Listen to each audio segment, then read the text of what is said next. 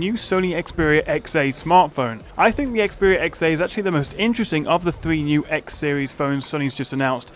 It's the least powerful, has the lowest resolution display, and it's not dust or waterproof, but I love the design. It's thinner, it's lighter, and it's more comfortable to hold than the X or the XP, and the fact that the sides have basically no bezels at all gives it quite a unique look and feel despite having a similar style to the other Xperia phones. So while it may suffer in terms of specs compared to the other devices, this mid-range option is still pretty capable with a 5-inch 720p display, 13-megapixel rear camera, and the latest Android 6 Marshmallow software. The MediaTek MT6755 processor won't break any speed records, of course, even if it is a 64-bit octa-core chip, and it does only have 2GB of RAM compared with the 3 on the X and the XP models, but it still felt smooth and responsive in my hands-on tests. The only area performance seemed to suffer a little bit was in the boot speed test, but taking only a few seconds longer than the XP with its powerful Snapdragon 820 is actually pretty impressive.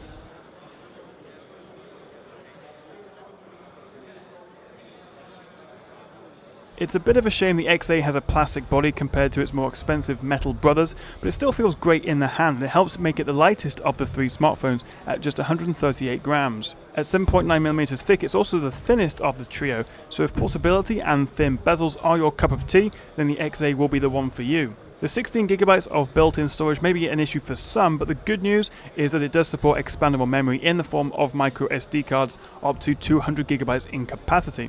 So despite its modest specs, I think the XA is actually the most interesting of the new Xperia phones. I wish the X and the XP had the same design. It's amazing how much difference just getting rid of the side bezels makes to giving the phone a more modern and sleek look.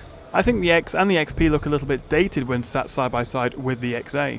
All 3 of Sony's new smartphones are due to be released in the summer, but pricing hasn't been confirmed, although the XA will be the cheapest of the 3, and I think it will actually be the most popular as well, since the X and the XP have strong competition in the forms of the Galaxy S7 and LG G5 flagships, whereas the entry-level XA, while still trying to compete in a pretty crowded market, does have a unique and interesting style, which I think a lot of people will actually really like. But what do you think? Are you excited for the new Xperia phones? Would you go for the X, the XA, or the XP? Let me know in the comments below, and check out my Xperia X and XP hands-on reviews, as well as a full comparison between all 3 of the newly unveiled Xperia X devices coming very soon on my channel.